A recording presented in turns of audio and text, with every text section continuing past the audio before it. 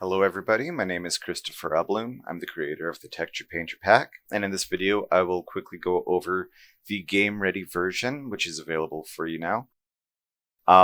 It allows a lot of automated functionality at a relatively low cost, so it should be totally functional for a lot of your projects.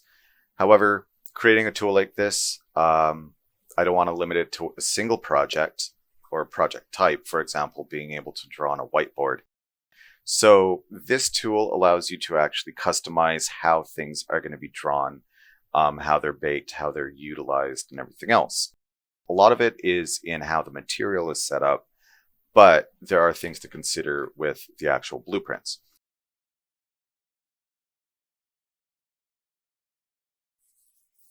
Just real quick, to get this working in your scene, all I gotta do is bring down the BP_paintable geometry game ready blueprint.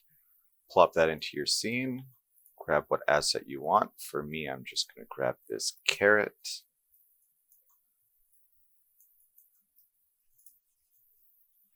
For the sake of this example, I will take skin tone. I already have it set up.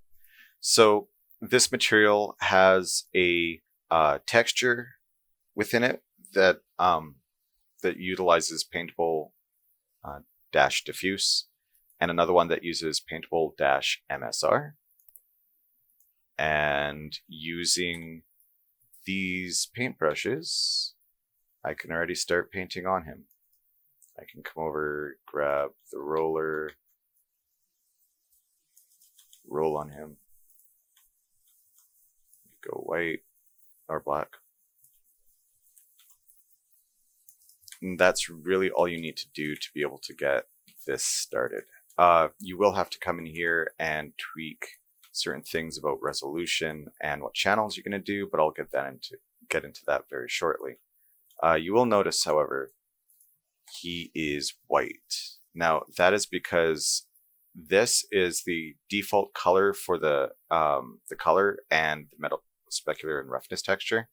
So for this example, I actually have a texture here, and as you paint it, the alpha of the painted texture gets applied. So to get rid of that orangeness in this case, because this color isn't actually driving the base, you will want to kind of match it. Grab the eyedropper, click on him, hit OK, go hit play.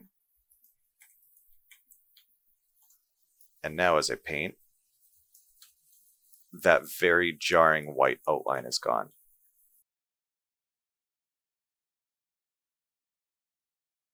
Now that's not going to happen on every surface because, for example, the floor here, it uses the material in a different way. So you're going to want to experiment with what works, what doesn't, tweak it out, and fine-tune things. But keep in mind that if you get artifacts like that, there's ways around it. So to get started, this scene, if I pull out, it's just a series of little rooms with roof gaps to indicate middle of rooms. Here in the middle one is the basic functionality descriptions, facts about what is happening with the tools. Big thing to consider, most important one, is having a clean 0 to 1 UV space. So you can use it on multiple material IDs, like geometry that has like 3 or 4 IDs, 5, however many you want. There's an example down here, but to quickly get this through, I will quickly show you this. So if I shoot on the surface here, it will show the generated texture that is created using a shader node. This one is not dilating the texture, which is why it is black. And if I point over here and shoot this guy, this one is dilating it, which is why it's not black. The importance of this is if I were to shoot down here, you can see a seam. If I shoot down here, you don't. So the reason this is important, and you're probably asking, well, why don't you dilate it all the time? Well, when you set up this texture, it bakes out a temporary one.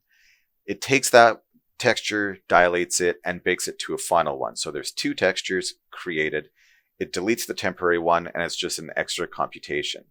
So the reason there's an option to disable that is because, for example, here, it's just a square that you can draw on, and there's no connecting UV seams from either end of the UV itself. So dilating this texture is completely useless, which is why there's a disabling option for it. So keep it in mind when it's a flat plane, you don't necessarily need it.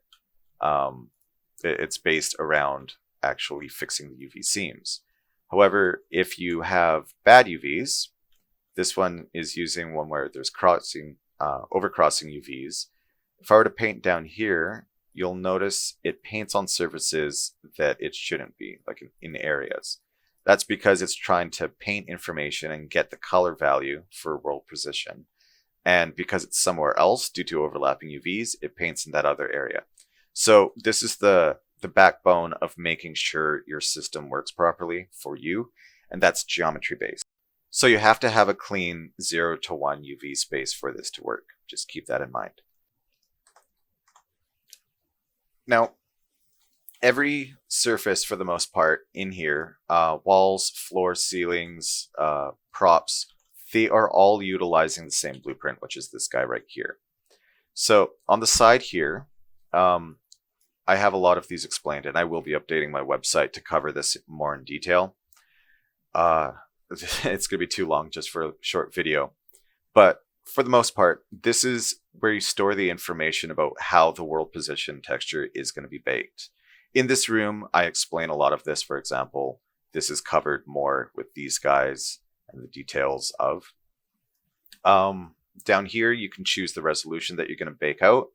Keep in mind, if you were to go 4K, that's going to be 4 times as large as a 2K, and that is 4 times as large as a 1K. So every time you go up, it is compounded, and it will cost more because this is baked. This is updated every single frame that you're actually painting. As soon as you stop painting, it's taken off and removed. The allowing 16-bit for color and MSR. So when you set up the system, you can choose whether you want to bake out a single texture, and it forces a single texture, which is the color, or the optional metal specular and roughness texture. Now, this doesn't have to represent metal specular and roughness. This is just the default that I have set up. However, you can use it for literally whatever you want. You can drive opacity. I'll just show, come over to this room. So for example, I can puncture a dented hole. I can melt a hole. I can reveal a geometry kind of surface underneath. So in this example, I'm not using the metal specular and roughness for their intended purposes. I am using them for the effects. So you can dive into that example to see exactly how it all works. Continuing down the list, we have a spot to put in your geometry, the material you want to use. Here you can choose which material channels you want to override with. So for example, this carrot is using multiple materials, but they're all using the same paintable texture that is utilizing this name. So when you paint using this name, it updates all channels. This is what color you want things to be. So by default, the materials that are in here, you can just pick what you want and choose whether you want it metallic or not, rough or not. This is tied directly into the name. So this will be baking out a texture with a diffuse and an MSR based naming. Down here is where you can actually set your parameters for your textures. So you can just have one texture. This system automatically generates a dynamic material, and then you can update whatever variables you need here, so you don't need this crazy library of textures if you don't need it. Down here under the impact overrides, this is where you can override what colors are actually changed when an object interacts with it. Within multiple variations of these rooms, I cover a lot of this, specifically right here for this option. So come check this out if you're curious about it. The utensil material override is specifically covered right here. For the hit event, what this is if I come down to interactions before I cover this, this allows you to not just limit what utensil can interact with it and what object with a tag, and only that tag can interact with it, but it also gives you the ability to either pick up your object, make it movable, enable its physics, and you can even start it with its physics enabled. So when you have an object that is set to movable or has its physics, it can interact with the world around you if you have use on component hit event. So with this enabled, what it's going to do is it's going to check to see if it's colliding either with the world static, world dynamic, or physics body, and you can change these to whatever you need or take them out and only have one. And if it collides with anything, it's going to check to see what these materials are, and it's going to try and bake that onto itself. So in this example, if you come into this room, all these balls will roll around. The balls are updating themselves, as are the floors. So that's a good example to look into.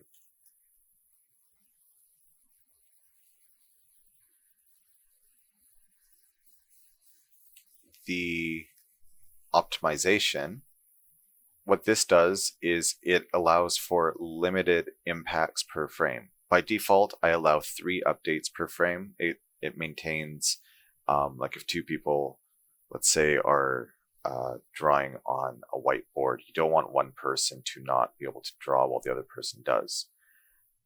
Same thing if you're shooting a paintball and 2 people collide on the ground, you want ideally both. So 3 is a nice happy balance for performance, especially if you're using lower end resolutions.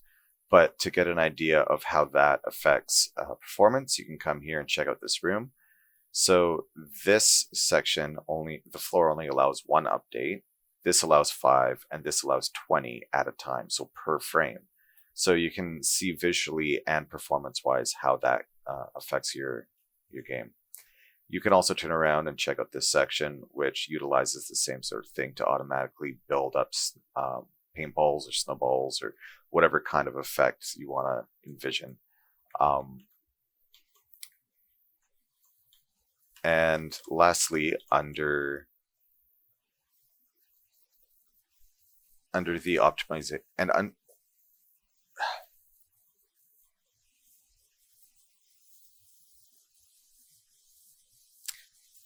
further options under the optimization is the length of time before the world texture is deleted.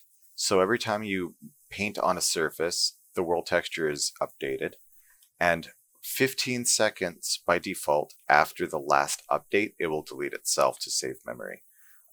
If you don't want it to do that, you can just set this to 0 and it'll always stay in memory, but 15 is a pretty good middle ground to kind of balance memory usage and frequency of updating the texture itself. Here you can choose to disable the half world position texture resolution. I recommend not doing this if you don't need to, unless it's on a very large surface, but in general, this works pretty well. And here you can update your object's draw distance. So 0 as you can see forever, and the usual, typical, basic functionality. And the last option section is the effects. So down here, if you have glass and you want to cast a transparency shadow, you can enable that here. And you can use custom depth, which isn't strictly transparency based, but in this example, it is heavily important to know how this reacts. So come down to this room, check this out, and look into the custom depth passing to basically mask out any refraction in front of where you paint, because without this enabled, you're going to have some issues. The other usage for this is interacting with objects in the scene.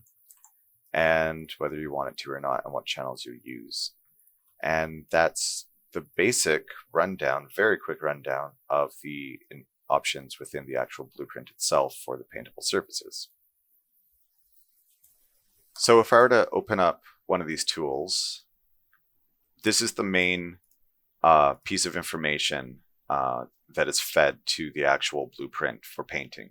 So whatever impact you have, which will have to be using this blueprint here, the Paintable Geometry Game Ready version, you'll want to reference that either component or actor and feed that in. And you will have take match, interaction type, impact world location, world normal, your component's geometry and transforms. This is so you can actually choose which angle directly you're painting on. The component that you're using. So, for example, the projectiles, this would be your actual physical projectile. The brush impact size that you want it to have, you can tie this into the object size, or you can fix it to a certain value. Just keep in mind that with this, X and Y is vertical and horizontal texture projection. The Z is the depth. So if you're shooting something and it doesn't quite reach deep enough because collision is slightly out of the surface of what you're hitting, you might want to push the Z value a little bit down. The impact color material and impact MSR material, what these are, if I were to go down to materials, brushes, game ready, I have a few examples here of a blank one. So you can remove the painting of a certain channel if everything else is accepting it, but you only want to paint, let's say, color using the paintballs. You only want the paintball to update the color. You can disable the MSR for the paintball using just this value here. You got your circles, your spheres. A sphere is 3-dimensional, as where a circle is a 2D projection. So slightly different. A sphere add, what an add does is it lets you paint the individual red, green, or blue channels of a texture. This specifically is what allows me to paint only adding in height or emissive or opacity. It's based on what these values here are, what these red, green, blue values for the color and the metal, specular, and roughness. So for example, I might have opacity driven by red and roughness driven by green. And if you're using additive, if you only have a value in for red, it will add that value to whatever you're painting on. So it will add opacity to that. So you can have a low value and it'll slowly make it opaque, or you can have a high value and it's instantly transparent. A splat is simply the paintball effect. It is utilizing the baked out world position texture to actually calculate how much you want it to distort around the surface. This takes into account your object's scale and distortion of it. It doesn't have to be uniformly scaled, but large or small assets, regardless of the resolution of texture that you're using to bake, it will have a uniform splat effect. So you can kind of break that apart material-wise to see how that works. A splat additive, same thing. It allows you to do independent channels. And a square is just a simple square, but you can squash it to make it rectangular. These are the basic brushes that allow you to paint everything, at least in the examples that I have so far. So with that, if I were to grab the paintball and paint, you can see it's painting on whatever surface is. But over here, as I paint on these resolution examples, just showing low res versus high res and what it might cost you, you might want to, have stat FPS on just to see how the impact is at higher resolution for your console. But I'm using an effect or a channel to actually drive an effect here, and you can see it in the displacement. Keep in mind too that this system is not limited to only being on static assets. You can have it on mobile ones. This one is not physics-based. This is a driven geometry-based one. I just enabled mobility, but did not enable the physics, so you can still interact with it, and it picks up all the info. And here, as you can see, it doesn't matter what resolution you're actually painting at, or the scale of the objects or whatever. The splats are all the same, and they conform uniformly to where it's supposed to be. So a sphere here is a sphere here. In this room, this is where you can see how utensil support is utilized. So utensil support, if I just jump out real quick and go into my tools, I'll grab one over here. This is the utensil support. So when you drop this guy down, depending on which one you choose here, it will change the actual behavior of the brush and the geometry and everything else. For example, when you pick up a pen, the lid will come off versus a paintbrush not needing any of that. Below that, everything else is pretty uniform. This is the only thing that actually changes the array check to change the geometry. So if I dive back in, that utensil setting, this that I have in my hand is a paintball, and the square, it allows everything to paint on it. This one, however, it doesn't allow anything but paintbrushes. This one I set to allow anything with paint. So if I were to grab a paintbrush, everything works on that one. Paintbrush still works here, and paint works here. However, if I try here, that doesn't work. And if I get chalk, then chalk does, but it does not work over here. So this is how you can actually limit the type of tool that you want to have certain things paint on.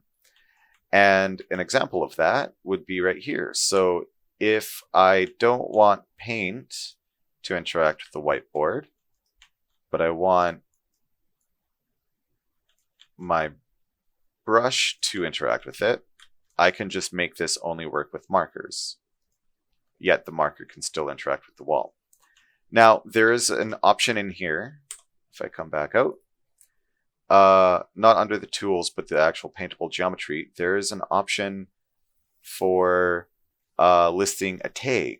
Now, this is similar than a class, because the class is the actual type of geometry that you're using to paint, like a paint can versus a paintball versus pencil, whatever. This is an actual tag that it checks for. So what this is going to do is any impact, if this is blank, it will not check for any tags. If there is a tag from something that impacts it, it will ignore it. But if there's a tag here that says armor, for example, on this guy, and these balls, they have armor, that means only these two things can communicate with itself. So if I dive back in here, grab this ball, which has no tag, and I shoot over here, that sphere does not update, but I can still shoot on the wall. Now, because these things have very specific tags to it, this one in this example is armor, I set up the material on the left on these spheres to utilize the red, green, and blue channels of both the color and the MSR texture. Because of that, these balls are driving very specific both materials and colors, and I included a textures for you guys to test, so you can, or a text, so you guys can put in different things to track, so you're not having to say the green one is this, the blue one's that. So for example, this one, when I picked it up, dented holes. So based on the materials that I'm using, as I shoot on the surface, it gives that dented hole effect. If I grab dented revealing material, then it dents out, but it can continue to dent out until it reaches its max paintability. If you're using a 16-bit color and you're using displacement, then it removes any kind of limit that displacement has. For example, you can go in as much as you want, and that guy stops right there. This one, you can melt a hole. Gives kind of like a highlight ring around it. If you just want a puncture hole, this one you can slowly, or instantly melt, my bad. This one you can slowly melt. So you can see how the more I stay in one location, the hotter it gets. It's because this is using an additive and the value is low, so it slowly increases as where the other one was set high. You can change your material. And you can do a simple dent. So there's a lot of flexibility for you to do things. However, it is a very close connection between how your impact is set up and how the projectiles are set up. Now, if I were to dive back in here, the only other two things are the material parameter color and the MSR name. So what these are is the actual painting of the tool. So it's these guys right here. The way the system works is this receives everything, and right here the paintbrush materials get fed into it, and depending on if you have some overrides or not, it will take into account what needs to be overwritten. So what I mean by that is I have these balls, these paint balls set up to do very specific things. It's set up with a material and a color and whatever else. So most things in this room will behave correctly except for this wall. For example, this one, everything will interact the way it's supposed to. However, this guy, I have impact overwrites. So I'm overwriting the color. This guy, I'm overwriting the color and the MSR color. This guy, I have the color, the MSR color, and additional reactions to paintballs. So anything that paints on this surface will properly work. However, paintballs will be overwritten with this color and this metallic or MSR materials. And this one is the exact same thing. However, the MSR material is disabled.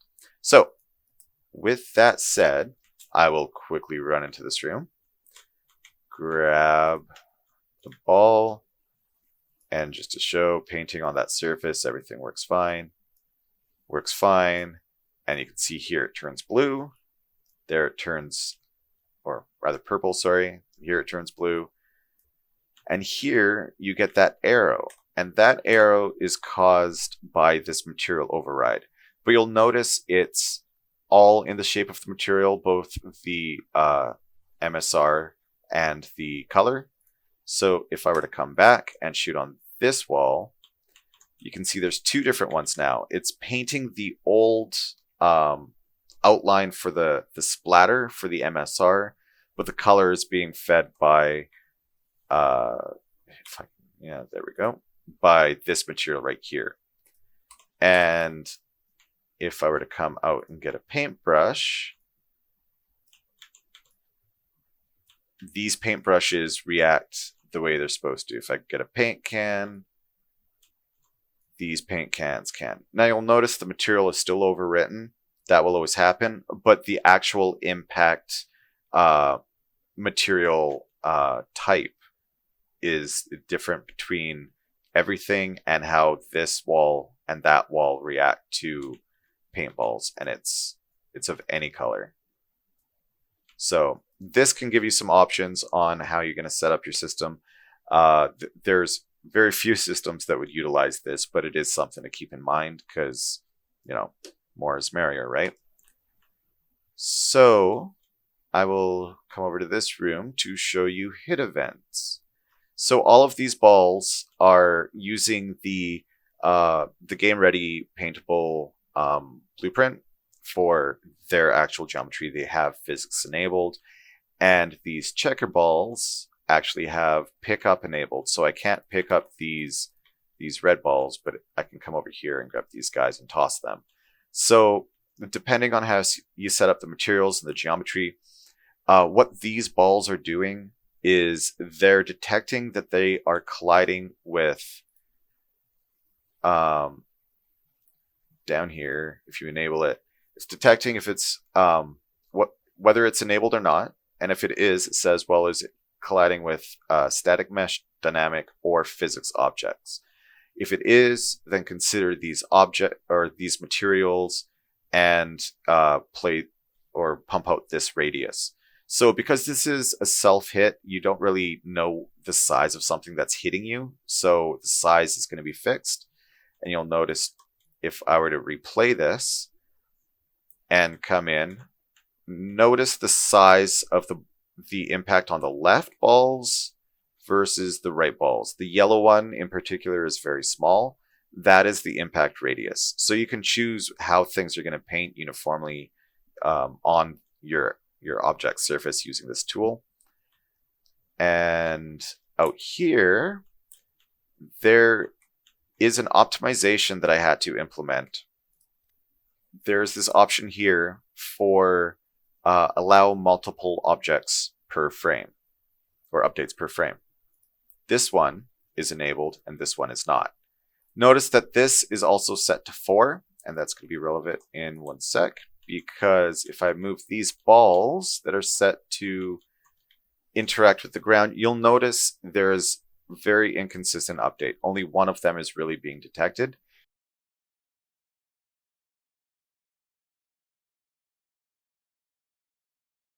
Because the multiple update per frame is not being enabled. However, over on this side, it is.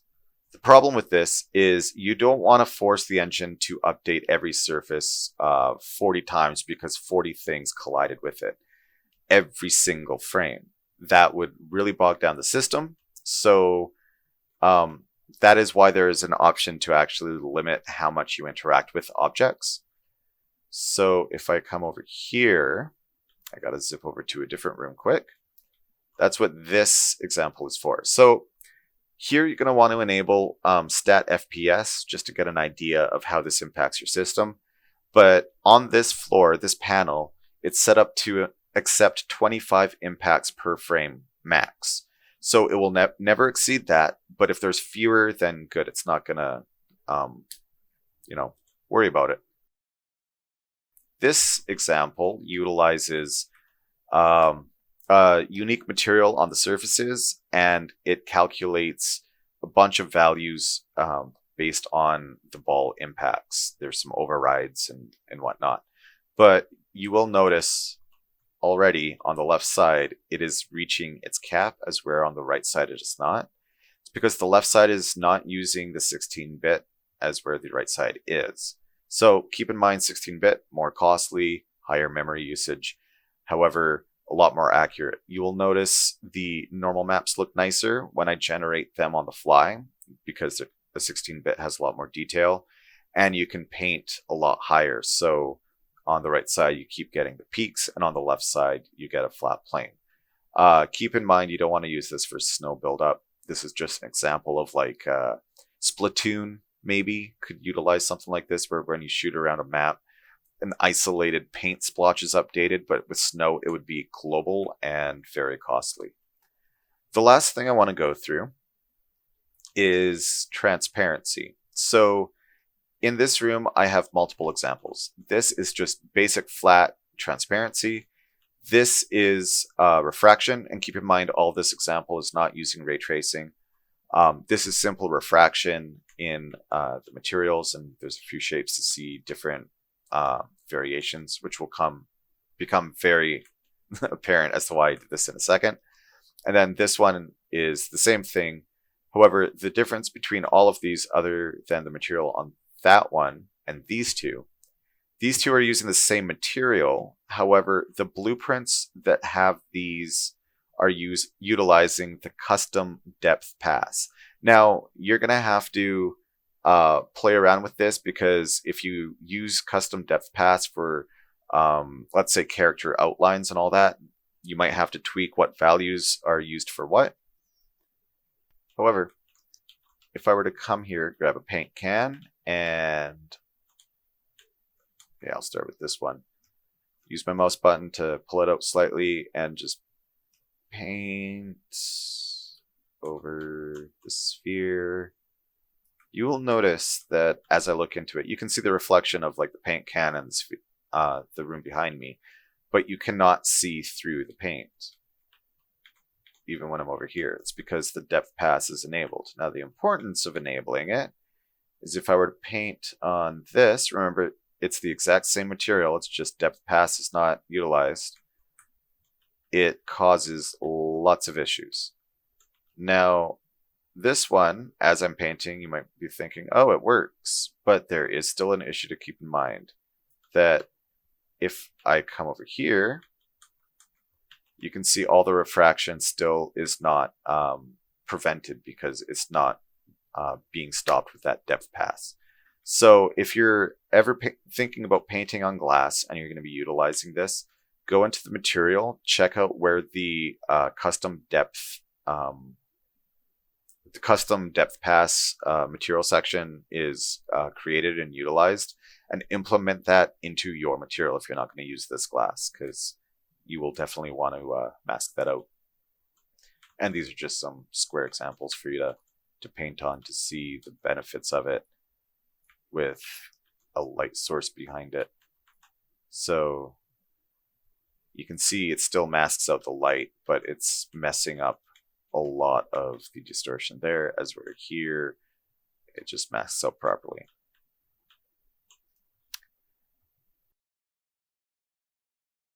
And that is all. Thank you for watching, and I hope you all enjoy the pack, and I can't wait to see what you guys create with it. Have a good day.